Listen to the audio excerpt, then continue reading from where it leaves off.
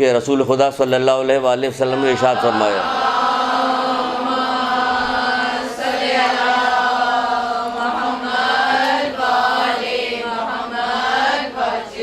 آپ کہتے ہیں کہ اے علی اپنے شیعوں کو میری طرف سے سلام پہنچا دو۔ اللہ اکبر، کتنی محبت اللہ کے رسول علی کے شیعوں سے کرتے ہیں۔ کاش ہمارے دل میں بھی اتنی ہی محبت پیدا ہو جائے، اتنی محبت پیدا کہ آپ دیکھیے کہ گریا کرے آدمی، وہ کہہ رہے کہ اے علی اپنے شیعوں تک میرا سلام پہنچا دو۔ اللہ کے رسول سلام کہہ رہے ہیں، جنہوں نے مجھے نہیں دیکھا اور میں نے انہیں نہیں دیکھا، جنہوں نے مجھے نہیں دیکھا میں نے انہیں نہیں دیکھا۔ آپ انہیں بتا دیں کہ وہ میرے بھائی ہیں۔ اللہ اکبر، کیا حیثیت ہماری، وہ کہہ رہے ہیں وہ میرے بھائی ہیں، وہ میرے بھائی ہیں، میں ان کے دیدار کا مشتاق ہوں۔ اب بتائیں، میں ان کے دیدار کا مشتاق ہوں۔ انہیں اب جب اتنی محبت وہ دکھا رہے ہیں، اتنی بات وہ کہہ رہے ہیں، تو ایک پیغام اور بھی کہہ رہے ہیں کہ کاش اسی محبت اور اسی جذبے کے ساتھ ہم اس بات کو بھی آگے بڑھائیں۔ کہتے ہیں کہ انہیں چاہیے کہ میرا علم و دانش آئندہ نسلوں تک پہنچائیں۔ آپ کی ذمہ داری تمام لوگوں سے سب سے زیادہ، یعنی کہ مومن و مومنات میں سب سے زیادہ ذمہ داری مومنات کی رکھی گئی ہے، کیونکہ آپ ہی کو کہا گیا کہ ماں کی گود سے قبر تک علم حاصل کرو۔ آپ ہی کے بارے میں کہا گیا کہ ماں کے پیر کے نیچے جنت ہے۔ دیکھیے دونوں چیزیں آپ ہی کے متعلق سرسری طور پہ لیتے ہیں، تانا دینے کے لیے، تشنے دینے کے لیے، ایکسپلائٹ کرنے کے لیے، ماں کے پیر کے نیچے جنت ہے، پیچھے لکھا رہا تھا بسوں میں۔ اور بھائی جو جنت ہے تو اس کے معنی مطلب جنت کیا چیز ہے؟ کوئی معمولی چیز ہے جنت؟ دنیا کی کوئی بھی چیز آپ کو بغیر مشقت کی ملتی نہیں، وہ بھی پتہ نہیں کہ ملے گی کہ نہیں ملے گی، شبہ پھر بھی رہتا ہے۔ لیکن یہ آخرت کی چیزوں کے بارے میں کہ ہاں ہاں سب صحیح ہے، سب ہم مل جائے گی، بغیر استحقاق کی مل جائے گی جنت ماؤں کے قدموں کے نیچے۔ تو کہا جا رہا کہ ان کو چاہیے کہ میرا علم و دانش آئندہ نسلوں تک پہنچائے۔ یہ نسل تو یہیں سے پروان چڑھ رہی ہے، یہیں سے پروان چڑھے، آئندہ نسلوں تک پہنچائے۔ اور خدا کی رسی یعنی ولایت علی کو مضبوطی کے ساتھ پکڑے رہیں اور نیک اعمال بجا لانے کے لیے جد و جہد کریں۔ بھائی آپ ہماری شفاعت کریں گے، آپ کی اولاد ہماری شفاعت کرے گی، آپ کی بیٹی ہماری شفاعت کرے گی کہ ہم ان کے بچوں سے محبت کرتے ہیں، تو ہمیں تو کچھ کرنا ہی نہیں چاہیے۔ پھر کیوں کہہ رہے ہیں کہ نہیں نیک کاموں میں جد و جہد کرو؟ کیونکہ انہوں نے خود پوری زندگی جد و جہد کیا۔ اللہ تعالیٰ نے دنیا میں بھیجا ہی لوگوں کو اس کام کے لیے نہیں پیدا کیا جو نہیں اس کو مگر اس لیے کہ میری عبادت کرے، عبادت کرے پھر اس کا انعام ملے گا۔ آپ عبادت ہی کتنی دیر کرتی ہیں؟ اگر عبادت کو شمار کیا جائے تو کتنی دیر آپ کی عبادت رہتی ہے؟ ویسے تو اگر کہا جائے کہ مومن کی ہر سانس عبادت ہے، اگر شعور پیدا ہو جائے، اگر معلوم ہو جائے تو خالی مصلی پہ عبادت نہیں ہوگی بلکہ ہر سانس میں ہماری عبادت ہے، ہم اس کام کے لیے لیکن اگر پھر بھی ہم نے 60 سال تک ایک ایک لمحے اللہ تعالیٰ کی عبادت کرتے ہیں، یہاں تک کہ سو رہے ہیں تو بھی آپ عبادت کر رہی۔ جو آدمی وضو کر کے سو گیا تو اس کو پوری رات جو گزرے گی کیسے؟ ایسا جیسے مسجد میں گزری۔ بتائیے تو پوری رات عبادت میں گزری کہ نہیں ہے گزری؟ تو یہ مومن کی تو ہر بات عبادت ہے، تو ہم ہر بات عبادت ہے ہماری، تو ہمیں عبادت جو بجا لاتے ہیں، جو عبادت کرتے ہیں، جو کہا جائے جد و جہد کے ساتھ پھر جد و جہد کیوں کروایا جائے؟ کرو جد و جہد، کیونکہ تمہاری تھوڑی سی پہ 60 سال کی تم نے جو عبادت کی اس میں جو ہے کروڑوں سال کی، اربوں سال کی نہ ختم ہونے والی جنت بھی تو تمہیں ملنے والی ہے۔ آپ دیکھ رہے ہیں جنت بھی تو آپ کی کون سی مل رہی جو کبھی ختم نہیں ہو، اس کی راحت، اس کی نعمت کبھی ختم ہونے والی نہیں۔ راحت و نعمت ایسی جو کبھی فکر میں بھی نہیں آ سکتی، آپ سوچ بھی نہیں سکتی اس کی راحت اور اس کی نعمت کے بارے میں، کیونکہ ہم دنیا کی چیزوں سے ہمارا عقل بل یہیں تک چلتی ہے، اس کے آگے ہم کچھ سوچ نہیں پاتے، اور اگر کچھ بتایا جاتا تو وہاں تک ہم پہنچتے نہیں، یہ ہمارا علم نہیں۔ تم جتنا سوچ سکتے ہو جنت کے بارے میں سوچو۔ مولا مشکل کشا حضرت علیہ السلام ارشاد فرماتے ہیں،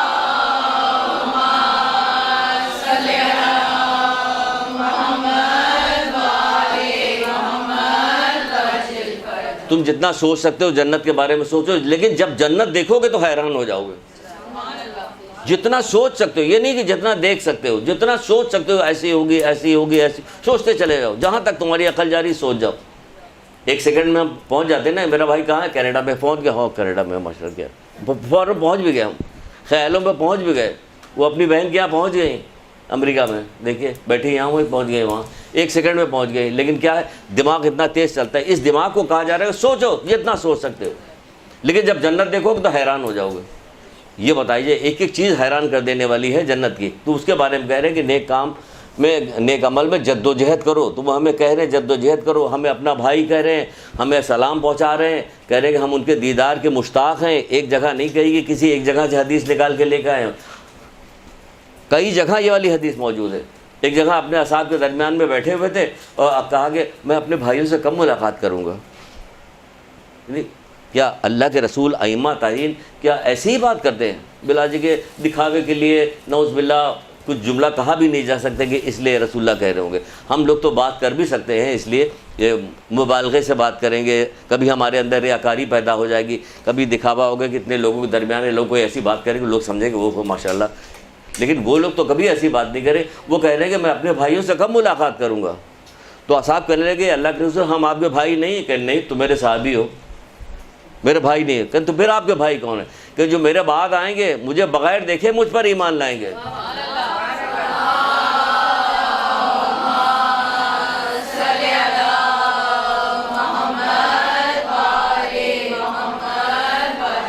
مجھے بغیر دیکھے مجھ پہ ایمان لائے گا. مجھے ان سے ملاقات کا شوق ہے. کہتے ہیں میں ان سے ملنے کا شوق رکھتا ہوں جو یہ کام کرتے ہیں. کہیں کبھی کہہ رہے ہیں کہ کیا ایمان کے لحاظ سے عجیب و غریب مخلوق کے بارے میں بتاؤ، اپنے اصحاب سے پوچھ رہے ہیں. تو اصحاب کہنے لگے کہ فرشتے. تو رسول اللہ نے کہا کہ فرشتے کیوں ہوں گے، وہ تو بھائی اللہ کے پاس رہتے ہیں. کہ تو پھر انبیاء. تو کہنے لگے انبیاء کیوں ہوں گے، انبیاء کے پاس تو وہی آتی رہتی ہے. کہ پھر اللہ کے رسول ہم لوگ. کہ تم لوگ کیوں، تم ہمارے سامنے موجود ہو. کہتے پھر کون ہو گئے؟ کہ جو ہمارے بعد آئیں گے سفیدی پہ سیاہی کو دیکھیں گے اور ایمان لے آئیں گے.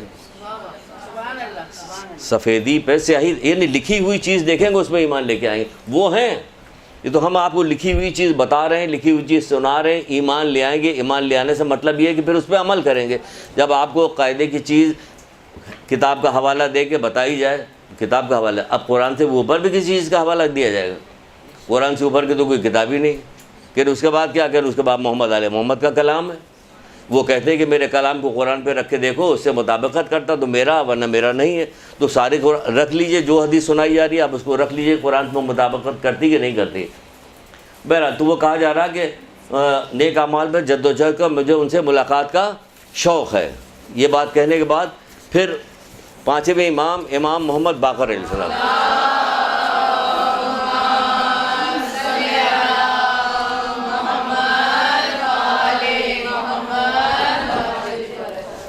آپ فرماتے ہیں کہ پانچویں امام محمد باقر علیہ السلام ارشاد فرماتے ہیں کہ رسول خدا صلی اللہ علیہ وآلہ وسلم سے روایت ہے،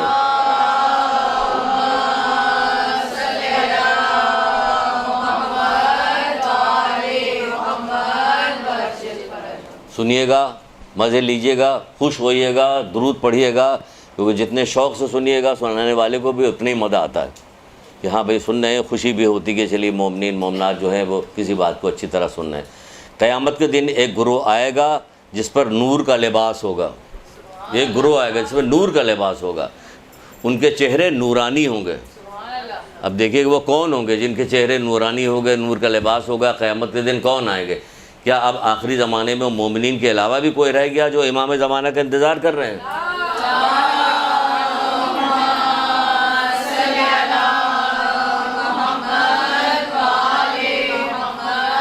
ان کے چہرے نورانی ہوں گے، سجدے کے آثار سے پہچانے جائیں گے. اللہ اکبر، سجدے کے آثار سے پہچانے جائیں گے. یعنی سجدہ یہاں پر ہم بار بار آواز آ رہی، یہاں پہ ہم بار بار بعض چیزوں کا تذکرہ اپنے یہاں کے لوگوں کے جو کام کرتے ہیں، یہاں پہ آپ کی جو کام کے لیے خدمت کر رہے ہیں، جو کام کر رہے ہیں، کوئی دفتری کام کر رہا، کوئی آگے پیچھے دوڑ رہا بھاگ رہا، ان میں سے بتاتے ہیں. ایک صاحب ہیں جن کی والدہ کا چہرہ آپ دیکھتے ہی تو حجاب میں کی، تب بھی اتنا بڑا کالے رنگ کا سجدے کے نشان. یعنی آپ کہیے گا کہ خواتین پہ سجدے کے نشان کہ یا اللہ اب کہیں دکھانے کی جا رہی ہے ہماری بیٹی کی شادی، بیٹی آ جاؤ بیٹا دیکھنے آئے لوگ، اب وہ بیٹی کیسے ہیں ان کے تو سجدے کے نشان. یہ کھینچے گا، زمانے کو کھینچے گا. اس لڑکے کو کھینچنے کی کیا حیثیت ہے؟ یہ سجدے کا نشان جو زمانے کو کھینچے گا. اللہ راضی، پوری دنیا راضی، ختم، کوئی پرواہ نہیں اس بات کی. تو کہا کہ سجدے کے نشان سے پہچانے جائیں گے. وہ صفوں کو چیرتے ہوئے رب العالمین کے حضور پیش ہوں گے. صفوں کو چیرتے ہوئے رب العالمین کی سامنے کھڑے ہو جائیں گے. لوگ ان کی حالت پر، انبیاء، شہداء، ملائکہ، صالحین، سب ان کی حالت کو دیکھ کے رش کریں گے. یعنی ان کو یہ ان کی نورانیت کو دیکھ کے وہ سب رش کریں گے. تو بہت سارے لوگ بیٹھے رہتے تھے. تو ایک صاحب پوچھ رہے اللہ کے رسول وہ کون لوگ ہوں گے؟ جن پہ جو ہے انبیاء، شہداء، صالحین سارے لوگ رش کریں گے، نام نہیں لکھ رہے ہیں اس میں، ہم نے چھوڑ دیا، انبیاء سب شہداء سب رش کریں گے۔ تو حضرت نے فرمایا، سنیے کیا فرماتے ہیں، فرمایا وہ ہمارے شیعہ ہوں گے اور علی ان کے امام ہوں گے۔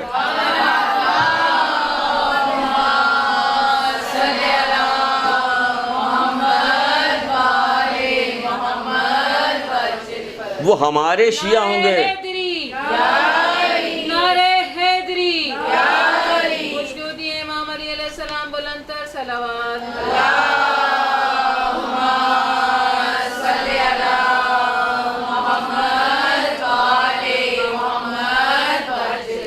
وہ ہمارے شیعہ ہوں گے، علی ان کے امام ہوں گے۔ یہ وہ لوگ ہیں، آپ اس طرح سے قیامت کے میدان میں اس طرح سے جائیے گا۔ یہ آپ کی وقت ہے، یہ آپ کی منزلت ہے، یہ آپ کا عروج ہے اس بنیاد پر کہ آپ جو ہے محمد مصطفیٰ صلی اللہ علیہ وآلہ وسلم کی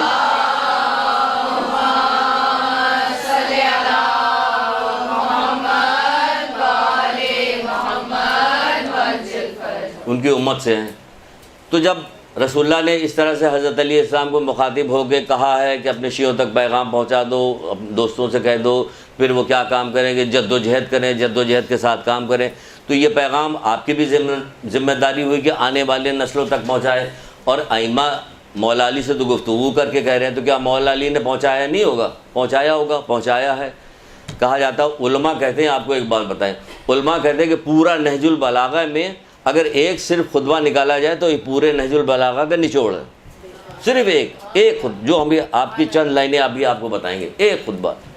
تو کہیے پورے اتنا موٹا نہج البلاغہ، کیسے کیسے اس کے اندر جو خطبات مولا کے موجود ہیں، کیسے کیسے چھوٹے چھوٹے اقوال بھی موجود ہیں، سب، لیکن ایک اگر آپ نکالیے کہ سب کا نچوڑ، سب کا لب و لباب یہی ہے۔ قرآن بھی یہی چاہ رہا، قرآن بھی یہی چاہتا ہے، سب سے یہی مانگتا۔ تو اس میں بہت ساری چیزیں پھر کلیسیفائڈ کر کے الگ الگ کر کے بتائی جاتی ہے، لیکن لب و لباب یعنی کہ سب کا سبسٹنس ایک ہی چیز ہے۔ کیا کہا جا رہا، جب مولا سے کسی نے آ کے کہا کہ مولا مجھے کچھ نصیحت کیجیے، کہیں ہم سنا بھی چکے ہیں آپ لوگوں کو، کبھی اگر آپ لوگوں کو یاد ہونا چاہیے، زبانی بھی یاد ہونا چاہیے، جب کہا کہ مولا مجھے نصیحت کیجیے تو کیا نصیحت کرے؟ انہوں نے نصیحت کیا کی؟ نصیحت کی ابتدا کہاں کی؟ ان لوگوں میں شمار نہ ہونا جو عمل کے بغیر ثواب آخرت کی امید رکھتے ہیں۔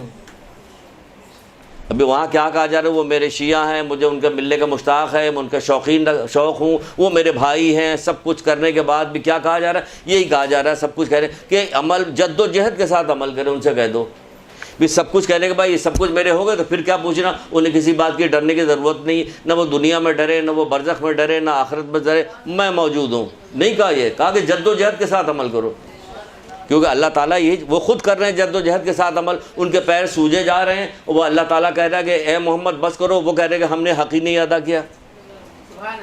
ہے یہی ہے نا، وہ ان کے پیر سوجے جا رہے ہیں۔ وہ مولا علی تڑپ رہے ہیں اس طرح سے نماز کے بعد، وہ دعا میں اس قدر لگے ہوئے، ہمارا دلی دعا میں نہیں لگ رہا، وہ دعا نماز، بھائی مولا علی آپ ہی کے صدقے میں تو ہم لوگ پار کریں گے، آپ ہی کے صدقے میں تو جنت میں جائیں گے، آپ کی محبت کا پروانہ نہیں ہوگا تو ہم کہیں آگے بڑھ نہیں سکتے۔ تو پھر آپ میں اتنی فضیلت ہے تو آپ اتنی جد و جہد کیوں کر رہے ہیں؟ آپ اتنی مشقت کیوں کر رہے ہیں؟ کسی یہودی نے آ کے کہا نہیں تھا، مولا سے کہہ رہے اے علی اس قدر جو محنت پہ لگے، یعنی ایسی محنت میں لگے ہوئے تھے کہ غیر بھی دیکھ کے حیران ہو جاتا ہے کہ جو بھی اتنا لگے ہوئے، مرنے کے بعد کچھ بھی نہیں ہے، بلا وجہ اتنی محنت کر رہے ہو خام خواہ کی۔ کیا بہترین جواب، فلسفیانہ جواب مولا دیا، کہا بھائی اگر کچھ نہیں ہے مرنے کے بعد تو بھی مزے کرے گا، میں بھی مزے کروں گا، لیکن اگر مرنے کے بعد کچھ نکل آئے تو پھنس جائے گا۔ کہنا اگر کچھ نکل آئے تو پھنس جائے گا، یعنی دونوں صورت میں میں فائدے میں ہوں۔ یہی کہہ رہا تھا، دونوں صورت میں میں ہی فائدے میں ہوں۔ وہ ایمان لے آیا کیونکہ اس کو سمجھ میں آگئی بات کہ بات تو صحیح کر رہے ہیں، اور یہودی ایسے بنیے ہوتے کہ 2 پیسہ جہاں بھی ملے وہ وہیں گر جاؤ، اس نے کا فائدہ تو اسی میں واقعی۔ تو یہ کہا جا رہا ہے کہ سجدے، تو امام سے جب کسی نے کہا کہ مولا مجھے نصیحت کی، تو آپ نے کیا کہا؟ عمل کے ان لوگوں میں شمار نہ کرنا آپ نے، یعنی ان لوگوں میں شمار نہ ہونا جو عمل کے بغیر ثواب آخرت کی امید رکھتے ہیں۔ عمل کے بغیر، عمل نہیں کرے ثواب آخرت کی امید، بہانے بنا رہے ہیں۔ طرح طرح کے بہانے بنا رہے ہیں. ہمیں مسجد میں جانے کیا ہوا, مسجد میں حضرت علی پہ ضربت پڑی تو مسجد تو جو ہے علی کی شہادت کی جگہ, ہم مسجد میں نہیں جائیں گے, اور نماز تو بھی کربلا والے پڑھ کے چلے گئے تو ہمیں نماز کی کیا ضرورت. یہ جب بیوقوفی والی باتیں علم سے آ رہی, جو بغیر دلیل سے بھی بیکار ہے, کہ دلیل بھی نہیں ان کے پاس. بھئی اگر تم اتنے زیادہ محبت کرنے والے امام حسین اسلام سے, تو ان کا بیٹا سید سجاد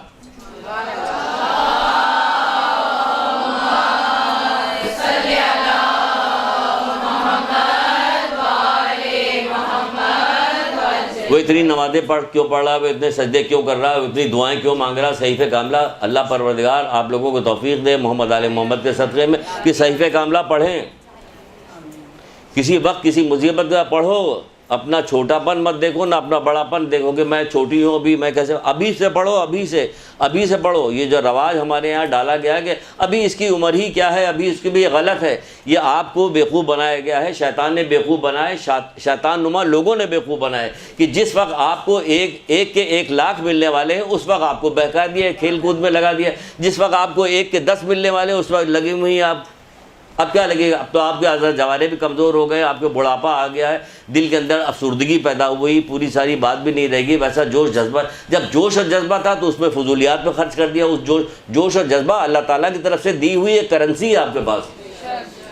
اس کو کہاں لگانا ہے, اس کو کھیل کود میں لگانا ہے, اس کو فضولیات میں لگانا, بیوقوفی میں لگانا نہیں.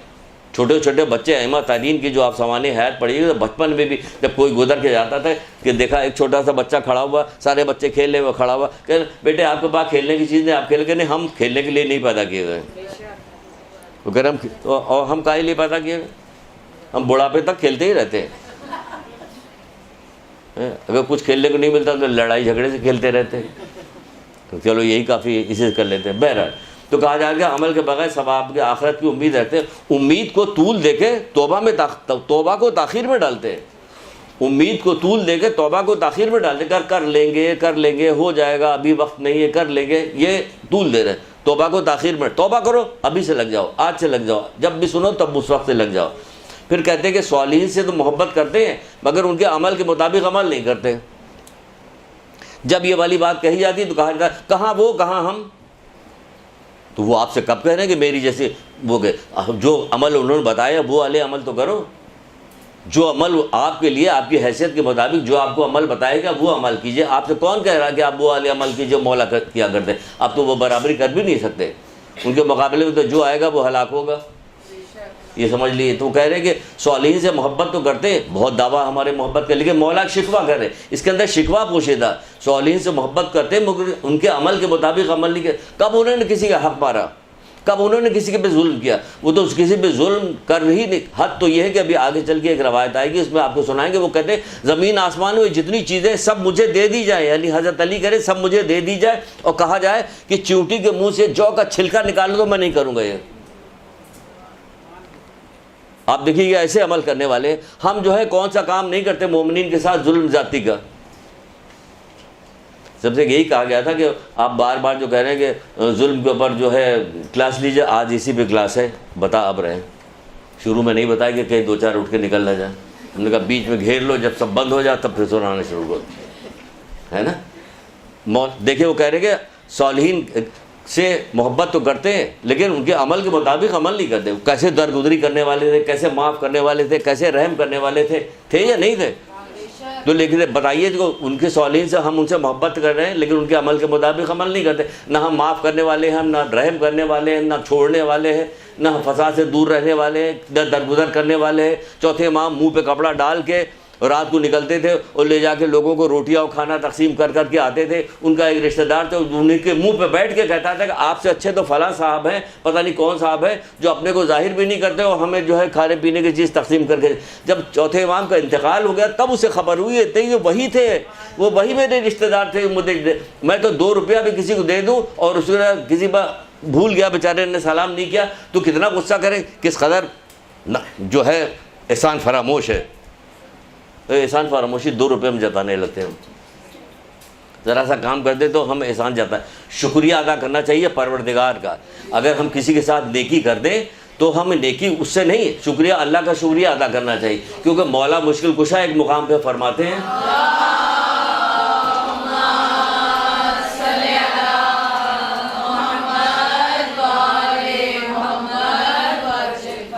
آپ فرماتے ہیں کہ تم جو نیکی کرتے ہو در حقیقت تم اپنے ساتھ کر رہے ہو، اپنے ساتھ نیکی کر رہے ہو، کیونکہ اس کا صلہ کس کو ملے گا؟ تمہیں کو ملے گا. اور تو جو برائی کرتے ہو وہ بھی تم اپنے ساتھ کرتے ہو، کہ اس کا بدلہ کس کو ملے گا؟ تم کو ملے گا. ساری بات ابھی اسی 2 جملے میں پوشیدہ ہے، نیکی و بدی میں، کہ برائی کرتے ہو وہ بھی تم اپنے ساتھ کر رہے ہو. اپنے بیٹے امام حسن علیہ السلام سے کہا نہیں تھا بیٹا حسن اگر تمہیں کوئی آزار پہنچائے، نقصان پہنچائے تو غمزدہ نہ ہونا، کیونکہ وہ اپنے نقصان اور تمہاری نفع کے لیے دوڑ دھوپ میں لگا ہوا. کتنا حسین ترین جملہ ہے یہ. مولا کا تو ایک ایک جملہ یاد، کون سی اگر آپ سے پوچھا جائے تو کون سی چیز آپ کو نہیں پتہ. ابھی پوچھا جائے خالہ زاد بھائی کے، بیٹے کی، بہو کا، پوتے کا، سب کا نام پتہ. ہر دنیا کی تمام چیزیں اس دماغ کے اندر بھری ہوئی. نہیں بھری ہوئی تو محمد آل محمد کا کلام نہیں بھرا ہوا، تو قرآن کی آیت نہیں بھری ہوئی کہ ہر بات پہ آپ قرآن کی آیت سے جواب دیں. ہر بات وہ چھوٹ رہی، اس کے ہاتھ سے چھوٹ گیا، جلتا ہوا کباب کی سیخیں چھوٹ گئی، چوتھے امام کے بچے کے، نومولود بچے کے سر پر پڑ گئی، اس کا انتقال ہو گیا. مولانا نے غصے میں دیکھا، فوراً اسے ایک آیت پڑھ دی. جیسے کوئی فوراً سے پھر ایک آیت پڑھ دی، جیسے وہ پھر ایک آیت پڑھ دی، مولانا سے آزادی کر دیا ٹوٹل کے جاؤ. ہمارے یہاں تو کوئی بات ہوگی پڑھیں، کہنا ابھی ہمیں خود ہی نہیں یاد آ رہا، ابھی بتاتے وقت نہیں یاد آ رہا. ہمیں کوئی چیز یاد آتی ہے؟ نہیں یاد آتی. کیوں؟ کہ ہمارے دماغ میں نہ حدیث بھری ہوئی نہ قرآن بھرا ہوا. پھر کیا چیز بھری؟ کوئی خرافات بھری ہوئی. جس سیاستدان سے ہمیں دوستی ہو یا ہم اس کی طرف جھکے ہو، آپ اس کے فضائل سن لیجئے، آپ کو بھرے ہوئے. جس سے ہمیں چڑ ہے اس کے آپ جو ہے اس کی ساری خرابیاں سن لیجئے بھری ہوئی. جس ایکٹر کی، جس ایکٹریس کی، جس کھیلنے والے کی، جو کھیل بورڈ پہ جا رہے ہوتے، چل رہے ہوتے، جا رہے یہ فلانی ہے، یہ دھماکے. میں نے کہا تم کو کتنی چیزیں پتہ ہے یہ دھماکے، ہمیں تو نہیں پتہ. تم ہر چیز کو بتا رہے ہو، یہ وہ نہیں معلومات. معلومات بھائی اور بھی کوئی چیز رکھو معلومات دماغ میں، یہ والی معلومات رکھو جو وہاں فائدہ پہنچائے. کہ جب تم وہاں کھڑے کیے جاؤ تو کتنی حدیثیں یاد ہیں، کیونکہ کہا گیا کہ رسول اللہ کہتے ہیں 40 حدیثیں جسے یاد ہوگی وہ فقہاء میں شمار ہوگا. کہہ ہم مومن، ہمیں تو 4000 حدیثیں یاد ہیں. اس میں سب چپ ہو گئی، آواز نہیں نکلی. 4000 پہ 4000 پہ آواز نہیں نکل رہی، نکلنی چاہیے، یاد ہونا چاہیے. دل لگائیے کہ تو یاد ہوگی. تو پھر کہا جا رہا ہے کہ صالحین سے محبت رکھتے ہیں مگر ان کے عمل کے مطابق عمل نہیں کرتے. ہمیں صالحین سے ہم محبت رکھتے ہیں، عمل کے مطابق عمل کرنا ہے، ہمیں کرنا ہے. اپنے آپ پہ زور دیجئے کہ ہمیں کرنا ہے. جو محمد آل محمد کا کردار تھا وہی کردار ہمیں اپنانا ہوگا، انہی کے نقش قدم پہ چلنا ہوگا. اگر وہ معاف کرنے والے تو ہم بھی معاف کرنے والے، وہ درگزر کرنے والے تو ہم بھی درگزر کرنے والے، وہ عطا کرنے والے تو ہم بھی عطا کرنے والے. یہ سب چیزیں ہمارے اندر ہونی چاہیے. ٹھیک ہے نا؟ تو پھر آگے کیا کہہ رہے ہیں؟ گناہگاروں سے دشمنی رکھتے ہیں مگر خود بھی گناہ گار ہیں. یہ خوب رہی کہ لوگوں کو تو برا بھلا کہہ رہے ہیں، لیکن کیا ہے کہ برائی تو ہمارے اندر بھی موجود ہے. پھر کیا برا بھلا کہنے سے کیا فائدہ؟ مرنے سے ڈرتے ہیں، جس وجہ سے مرنے سے ڈرتے ہیں اسی پہ اڑے بھی ہوئے ہیں. کس وجہ سے ڈرتے؟ کوئی معلومات نہیں، آگے کی معلومات نہیں ہمیں کہ مرنے کے بعد کیا ہوگا، ہمیں پتہ نہیں. ایک کتاب لینے کے لیے گئے، یہ والی جو منازل آخرت جو کہ شیخ عباس قمی کی کتاب ہے کہ مرنے کے بعد کیا ہوگا. دکان پہ پہنچے تو ہم نے کہا کہ وہ کتاب دے دیجئے، وہ مرنے کے بعد کیا ہوگا. تو ایک بزرگ کھڑے ہوئے تھے، یہ ایسے چلتے، کس کو پتہ ہے کہ کیا ہوگا؟ بھائی جن کو پتہ ہے انہوں نے سب بتا دیا. محمد آل محمد کو پتہ ہے، اور کس کو پتہ ہے؟ آپ میں سے کوئی تھوڑی آئے گا بتانے کے لیے. انہوں نے بتا دیا. کیا نہیں پتا؟ مولا کہتے نہیں کہ زمین سے زیادہ آسمان کے راستوں کے بارے میں مجھ سے پوچھ لو، میں جانتا ہوں. کہتے تھے نا تو انہیں پتا ہے ایک ایک جگہ کا پتا کہ کہاں کیا ہونے والا. قرآن نے سب نقل کر دیا ہے، حدیثوں میں ایک ایک چیز بتائی گئی. حد تو یہ ہے کہ جہنم میں جہنمی جو باتیں آپس میں کر رہے ہوں گے وہ تک قرآن میں درج ہے. موقع نہیں ہے ابھی سناتے آپ کو، یاد بھی ہے ہمیں. وہ تک درج ہے، یعنی وہاں جہنم میں کھڑے ہو کے وہ لوگ بات کریں کہ کس وجہ سے یہاں پہ آئے ہیں. اس کے بعد وہ تلاش بھی کریں گے، کہیں گے کہ ہمیں کیا ہو گیا کہ ہم یہاں ان لوگوں کو نہیں پاتے جن کا دنیا میں ہم مذاق اڑایا کرتے تھے. چھٹے امام نے ایک جگہ پہ کہا، اس آیت کو نوٹ کر کے کہا، یہ ہمارے شیعوں کے بارے میں ہے. یہ وہ ہمیں تلاش کیا جائے گا وہاں جہنم میں، ہم وہاں ہوں گے نہیں. چھٹے امام کہہ رہے ہیں کہ یہ ہمارے شیعوں کے بارے میں کہ ان کو تلاش کیا جائے گا، وہ وہاں ملیں گے نہیں. وہ بلاجے وہاں تلاش کر رہے ہو تم، وہ تو کہیں اور پہ ہیں، جنت میں مزے لوٹ رہے ہیں، تم یہاں وہاں تلاش کر رہے ہو. پھر فرماتے ہیں کہ وہ بالکل صحیح فرماتے ہیں. مولا فرماتے ہیں، کیا فرماتے ہیں؟ کہتے ہیں کہ جو باقی ہے اس پہ جان لڑاتے ہو. جو باقی ہے اس پہ کیا کہتے ہیں؟ جو فانی ہے اس پہ جان لڑاتے ہو، جو باقی اس سے جی چڑھاتے ہو. فانی کیا ہے؟ دنیا فانی ہے. جو فانی ہے اس پہ جان لڑائی دے رہے ہو. اپنی ساری محنتیں دیکھو کہاں کے لیے کر رہی ہو. اگر پوچھا جائے کہ محنت ساری زیادہ وقت کہاں کے لیے لگا رہی تو دنیا کے لیے لگا رہے، کہ جو فانی فنا ہونے والی، جو فانی اس پہ جان لڑاتے ہو، جو باقی اس سے جی چراتے ہو، نفع کو نقصان اور نقصان کو نفع سمجھتے ہو. کیا خوبصورت کلام ہے کہ نفع کو نقصان اور نقصان کو نفع سمجھتے ہو. ان لوگوں میں شمار نہ ہونا. نفع کیا ہے؟ آخرت. آخرت کو نقصان سمجھ رہے ہو، اسی لیے تو اس سے منہ پھیرا ہوا، اسی لیے تو اس کے لیے کام نہیں کر رہے ہو. نفع کو نقصان اور نقصان کو نفع سمجھتے ہو. دنیا نقصان ہے، کتنا بھی کچھ بھی کر ڈالو کو نقصان ہے. چھوڑ کے سب مر گئے. جب اس نے دیکھا کہ کہا گیا کہ چلیے آپ کی جنت تیار ہو گئی ہے، شداد کی جنت جب تیار ہو گئی تو کہا چلیے جنت دیکھنے کے لیے چلیے. تو وہ چلا لاہور لشکر کے ساتھ، جنت تیار ہوگی، ہم نے جو جنت بنوائی تھی، کیسی عالی شان جنت اس نے بنوائی تھی، وہ اب تیار ہو گئی. تیار دیکھنے کے لیے چلا، دیکھنے کے لیے جب چلا جا رہا گھوڑے پہ تو دیکھا اس نے راستے میں اس نے ایک ہرن کو دیکھا جس کی سینگیں جو تھی سونے کی تھی اور اس کے پیر جو کھرد ہے وہ بھی سونے کے تھے.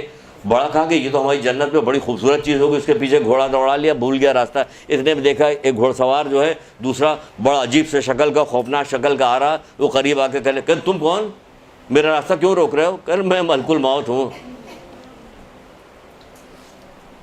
کہ تم ملک الموت ہو؟ اب گھبرا گیا.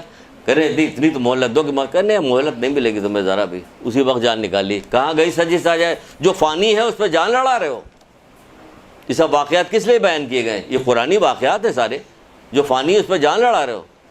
جب ملک الموت سے پوچھا گیا تھا کہ سب سے زیادہ تمہیں کس وقت افسوس ہوا تھا، کس کی جان نکالنے میں، تو اس نے کہا تھا ایک آدمی پہ ہوا تھا. پہلے تو ایک عورت کے اوپر ہوا تھا کہ ایک بچہ چھوٹا سا تختے پہ جا رہا تھا، کشتی ٹوٹ گئی تھی، وہ ماں کے ساتھ تھا چھوٹا بچہ. تو پروردگار تو نے حکم دیا تھا کہ ماں کی روح قبض کر لے. تو جب میں ماں کی روح قبض کر لیتا تو بچے پہ مجھے بہت ترس آیا تھا، بہت رحم آیا تھا. اور دوسری بات کب کہ جب یہ شداد کی روح ہے کہ دونوں دفعہ تمہیں ایک ہی بندے پہ ترس آیا ہے. یہی بچہ تھا جس کو میں نے پروان چڑھا کے یہاں تک پہنچایا، یہ میرے خلاف آ گیا.